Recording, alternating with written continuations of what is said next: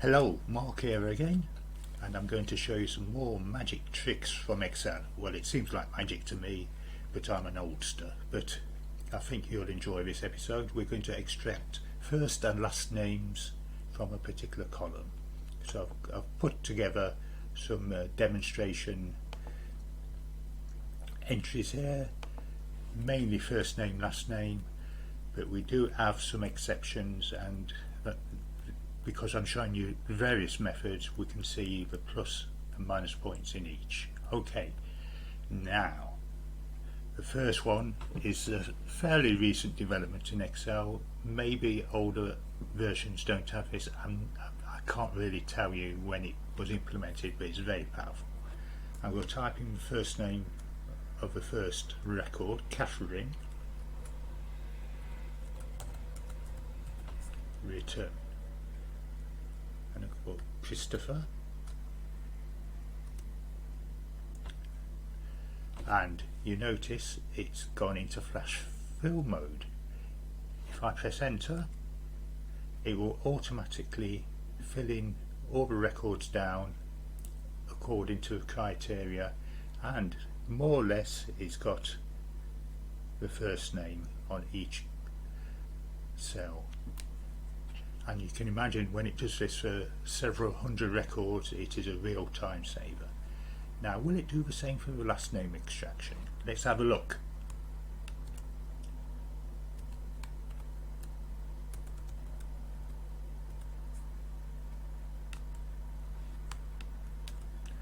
Yep, I'm going to press enter.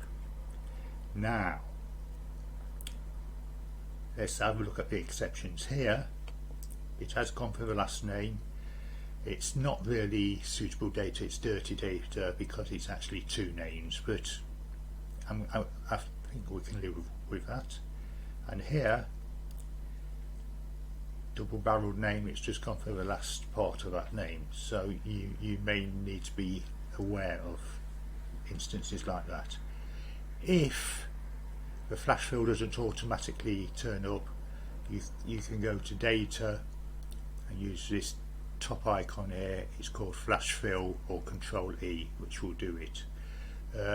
Another thing to be aware of, when you start filling in the first name column, make sure it is next to the column. I tried it earlier in a column E or F and it failed to pick it up, so you do need to be right next to the original data. Okay, that's one way to do it.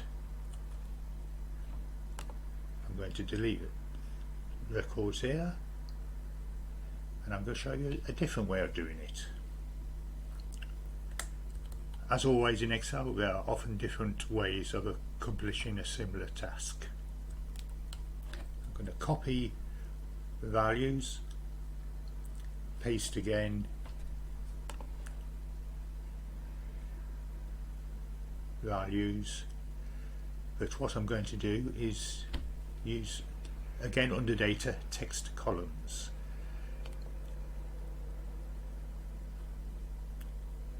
And in our particular case, each first name and last name is delimited by a space. Sometimes it can be a comma, but Excel's smart and you can specify which separator you're going to use. In this case it's going to be a space. We're going to go next down here. Instead of tab, we're going to select space and we're going to press finish. Now look, in most cases it's split into first name, last name, but here, where there's more than two names, it's actually split it into 3 columns, and here it's actually spread across 5 different columns. Now this may be useful or it may not. It does at least flag up these dirty data columns, and you can go back manually. It's up to you really, and you may find it's a bit time consuming when you've got hundreds or even thousands of records, but it does the job, and it is almost instantaneous, so it is very powerful. Right, so I'm going to show you another way. Let's put first name here. Another option of doing this is to use formulas.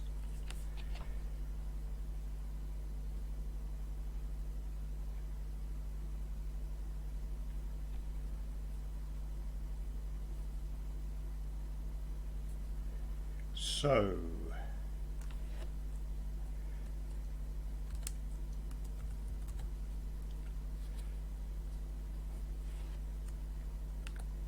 we're going to use the left function on cell A2. Now I'm not putting the dollar prefix because we want it to move down and use a relative value rather than a fixed value. Starting the left side of A2,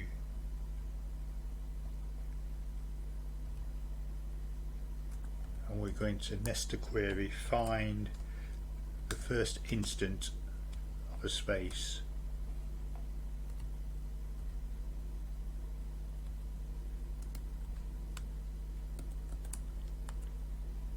So that's come up with the first name, and if I copy that formula down,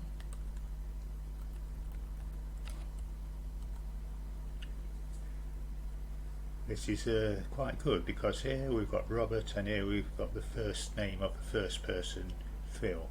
Now we're going to put a function in to extract the last name, and instead of left we're going to use the right function.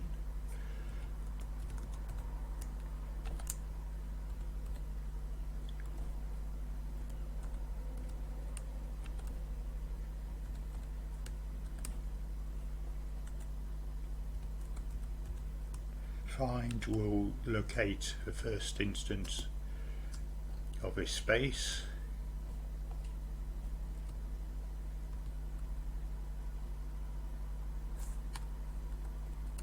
and then put in values following the space.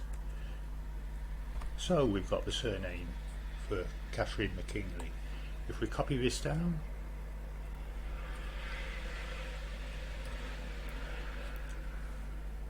in most cases it's brought out the last name. Here, because we've got potentially two last names, it's brought out the last two names.